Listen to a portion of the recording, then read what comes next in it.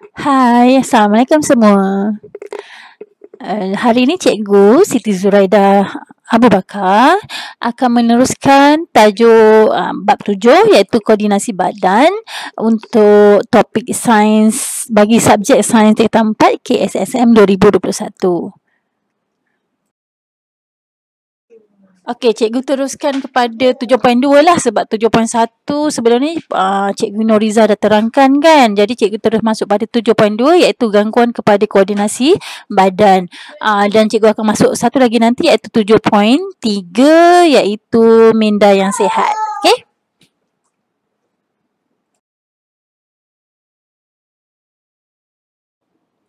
Okey, so kita nak tengoklah apa yang dikatakan dengan gangguan kepada koordinasi badan ni. Okey, sebelum tu kakak-kakak kena tahu dulu apa yang dimasukkan dengan koordinasi badan. Okey, so koordinasi badan ni, okey sebenarnya badan kita ni, okey ni koordinasi badan kan. Okey, sebenarnya badan kita ni dikawal oleh sistem saraf dan juga sistem endokrin tau. Okey, so koordinasi badan kita ni nak pastikan kedua-dua sistem ini berfungsi secara optimum tanpa sebarang kecacatan. Maksudnya nak pastikan badan kita sihat lah. Tapi malangnya dalam kehidupan kita koordinasi badan ni boleh terganggu. Okay? Salah satu faktor yang boleh mengganggu koordinasi badan ni ialah pengambilan dada di luar kawalan. Okay? Okay, cikgu rasa semua orang pernah ambil ubat. Okay? Ubat di klinik. Okay, ubat pun merupakan sejenis dadah juga. Okay? Tapi yang itu adalah di bawah pemantauan pakar ataupun doktor. Okay? Dos yang kita ambil pun yang selamat untuk diambil oleh badan. Okay? Jadi itu bukanlah dikategorikan sebagai dadah yang berlebihan. So dadah yang berlebihan ni maksudnya apa? Yang berlebihan ataupun yang di luar kawalan ni maksudnya yang kita ambil secara illegal. Okay, yang kita ambil secara illegal, yang badan kita tak perlu pun, tapi kita ambil dia sekadar suka-suka, okay, ataupun untuk tujuan-tujuan yang tak sepatutnya lah. Okay, so kenapa dadah ni sebenarnya yang berlebihan ni boleh mengganggu kita punya koordinasi badan? Sebab dadah ni dia pertama sekali dia akan ganggu fungsi neuron. Okay, fungsi neuron dalam sistem saraf kita. So sebenarnya neuron ni adalah benda basic sekali, benda paling asas sekali dalam sistem saraf kita. Jadi nampak tak, dadah ni dia terus attack pada benda yang paling asas sekali. So bila dia attack pada neuron, dia akan melambatkan pergerakan impuls dalam neuron. Impuls ni maksudnya rangsangan lah dan rangsangan dalam neuron tu. So kalau dia dah attack pada neuron tu, itu yang boleh menyebabkan koordinasi badan tu boleh terganggu. Ini bukan sahaja boleh mengganggu koordinasi badan, tapi dadah ni sebenarnya pun boleh menyebabkan ketagihan. Okay? Macam kita faham, ketagihan ni dia nak lagi, kalau tak ambil nanti dia akan efek pada kesihatan dia, maksudnya pada emosi dia. Okay? Dah ganggu pada emosi, dia akan ganggu pada kehidupan, dia akan ganggu pada cara hidup, dia akan ganggu pada tindak balas kita, perasaan kita, okay, kualiti hidup, kualiti kerja, kualiti belajar. Jadi dadah ni sebenarnya perkara-perkara yang sangat berbahaya dan juga ditakuti lah sebab pengambilan dadah ni sebenarnya adalah salah satu faktor dan juga punca kepada kegagalan hidup seseorang. Okay?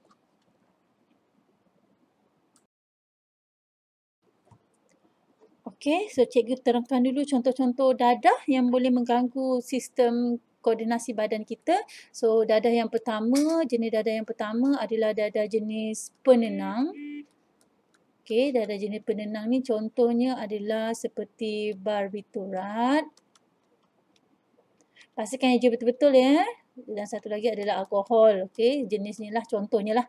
Okay, yang kedua adalah jenis perangsang.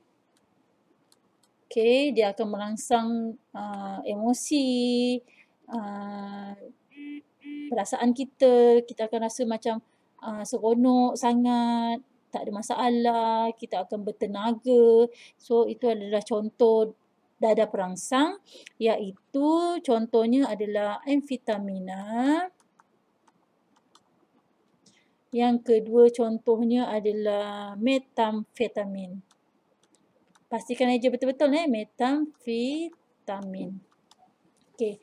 Yang ketiga adalah jenis inhalant. Ya, inhalant iaitu pelarut. Okey, sekejap. Pelarut dan juga bahan gas. Seterusnya adalah halusinogen. Okey. Halusinogen. Maaflah, okey, gangguan sikit tadi. Okey, halusinogen ni contohnya adalah seperti ketamin dan juga LSD. Okey, LSD. So ini adalah jenis-jenis dadah yang boleh mengganggu kita punya koordinasi badan dan boleh mengganggu kesihatan kita lah. Okey. Okey, jadi dadah ni yang kita dah belajar tadi, yang ada 4 jenis tadi, dia boleh mengganggu sistem saraf kita lah. Sama ada dia boleh merangsang sistem saraf kita dengan menyebabkan degupan jantung, kadar pernafasan ataupun tekanan darah kita meningkat. Ianya boleh menyebabkan, efeknya adalah seseorang itu, sekejap cikgu tukar pen sekejap. Okey, bagi warna terang sikit. Dia boleh menyebabkan seseorang tu lebih bertenaga, aktif, perasaan tu tak menentu dan juga boleh menyebabkan keganasan pada seseorang tu lah. Maksudnya sebenarnya dia tak ganas, tapi bila dia ambil dadah tu dia boleh jadi ganas dengan tiba-tiba. Itu bermaksud dadah itu adalah dia merangsang. Dadah yang jenis merangsang lah, yang merangsang degupan jantung, kadar pernafasan dan juga tekanan darah ni. Ada juga dadah yang boleh melambatkan ataupun melambatkan degupan jantung, kadar pernafasan dan juga tekanan darah. So bila dia melambatkan, nanti kesannya pada individu tersebut, dia lambat bergerak balas terhadap rangsangan, dia mudah sangat mengantuk dan koordinasi ototnya lemah tadi. Contoh macam yang barbiturat tadilah. Okey. Dia mudah tidur dengan nyenyak. Itu adalah dadah yang jenis melambatkan. Okey, jadi secara kesimpulannya adalah dadah ni dia boleh mengganggu sistem saraf yang boleh menyebabkan gangguan persepsi, okey, halusinasi dan juga ilusi. Halusinasi tu maksudnya boleh dengar suara-suara yang tak wujud, okey. Yang ilusi ni dia boleh nampak benda-benda yang tak wujud. Dia je yang nampak, orang lain tak nampak. Jadi dia dengan halusinasi dan juga ilusi tadi, dia boleh bertindak di luar kawalan manusia-manusia yang normal. Okay? So dadah ni kalau kita ambil secara berlebihan, dia boleh menyebabkan ketagih lah. Okay? Ketagihan. So ketagihan ni antara simptom-simptom seseorang itu ketagihan dadah adalah dia loya. Okay, simptomnya adalah dia loya ataupun dia resah, gelisah. Okay, itu simptom dia, resah, gelisah. Dia boleh menggigil. Menggigil ni biasalah kan, kita tengok cerita kan. Kalau tak ambil dadah tu ataupun dia kat pusat rawatan ke, dia mesti menggigil. Betul saya eja menggigil. Menggigil. Okay, dia menggigil yang sangat teruk sampai nak kena ada orang pegang lah apalah. Jadi itu adalah simptom-simptom ketagihan dadah. Okay.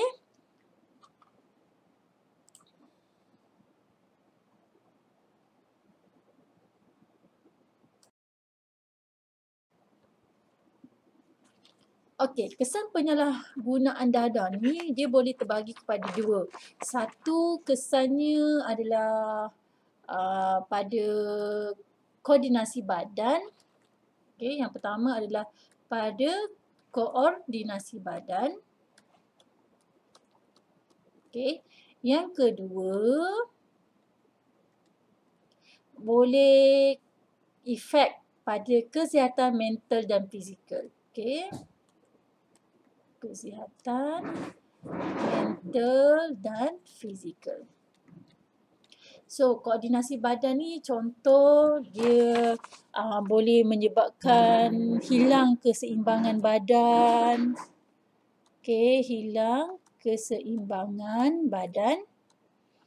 Lepas tu dia pertuturan dia tak jelas. Okey, masalah pada pertuturan. Kemudian dia boleh menyebabkan tindakan refleks kita lambat. Okey, refleks yang lambat. Lepas tu satu lagi adalah ketidakseimbangan hormon. Okey, dia boleh menyebabkan gangguan hormon lah.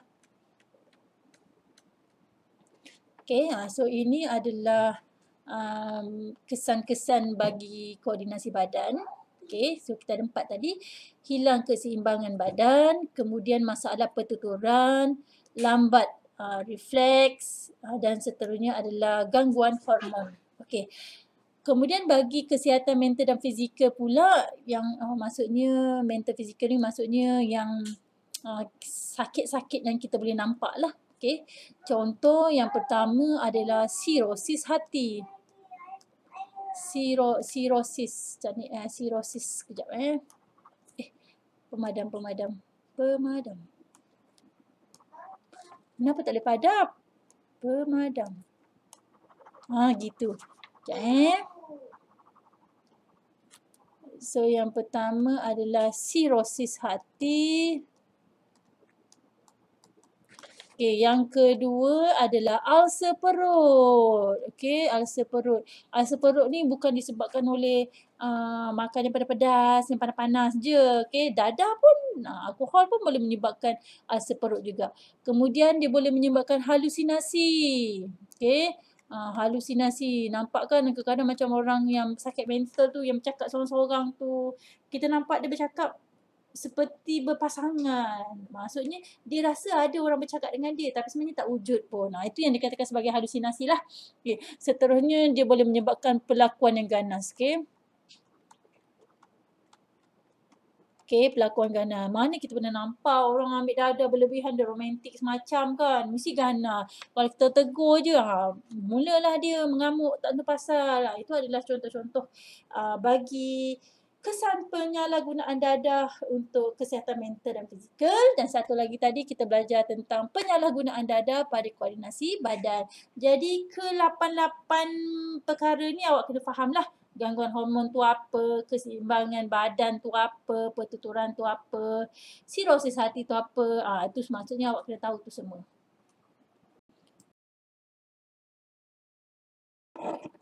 Okey, cikgu tunjukkan beberapa contoh kesan penyalahgunaan dadah dan juga alkohol kepada koordinasi badan dan juga kesihatan mental dan fizikal lah. Cikgu tak tunjukkan semua tau. Kita ada 8 tadi contoh. Okey, cikgu tunjukkan 3 je kat awak. Nanti awak rujuk pada buku teks untuk tahu dengan lebih lanjut. Okey, jangan habis di sini awak terus tutup buku. Okey, rujuk juga dalam buku teks. Jadi cikgu tinggalkan yang 5 tu untuk awak buat nota. So yang pertama adalah hilang keseimbangan badan. Hilang keseimbangan badan ni yalah jalan pun tak betul. Okey, terhuyung hayang. Itu yang dikatakan sebagai hilang keseimbangan badan. Okey, yang seterusnya cikgu tunjukkan nanti adalah sirosis hati dan juga ulcer perut. Okey. Macam cikgu cakap tadi, yang lagi 5 awak rujuk dalam buku teks, cikgu akan terangkan yang 3 ni saja dulu. Okey, tadi kita dah tengok pada keseimbangan, hilang keseimbangan, kemudian sekarang ni kita tengok pula pada sirosis hati. Okey. Okey, yang inilah contoh gambar hati kita yang mengalami, bukan hati kita, okey, hati pesakit yang ataupun individu yang ambil alkohol dan juga dadah yang berlebihan lah. Nampak ni dia menggerutu, berkematu macam tu. So apa yang dikatakan dengan sirosis hati ni? Sirosis hati ni adalah keadaan hati yang mengalami kerosakan yang kronik, berparut, mengeras dan tidak berfungsi seperti hati yang sihat. Hati yang sihat, macam mana awak tahu hati yang sihat? Tak adalah kita bedah kita punya dada ni nak tengok hati kan. Tapi saya rasa biasa tengok hati ayam, kalau biasa tolong mak kat dapur, hati ayam tu dia licin je. Itu adalah hati yang sihat. Biasalah kan, ayam dia tak ada asap dengki, tak ada minum alkohol. Jadi memang hati dia sihat dah. Itu contoh hati yang sihat. Tapi kalau misalnya yang biasa ambil dadah dan alkohol yang berlebihan ni, ni adalah bentuk hati dia, berkematu macam tu, okey. Jadi seolah-olah berparut. So parut ini akan merebak secara perlahan-lahan sehingga fungsi hati itu hilang sepenuhnya. Nah, ini yang kita tak nak ni, okey. Jadi kerosakan dia belah dalam. Kita tak nampak kerosakan tu. Sebab tu kita kata orang ambil dadah ni, orang yang ambil dadah, ambil alkohol tu dia ambil tanpa memikirkan kesihatan dia, sebab yang punah ni semua belah dalam. Memang dia tak nampak lah kan. Jadi ini adalah contoh salah satu penyakit yang boleh dapat jika berlebihan alkohol dan juga ubat.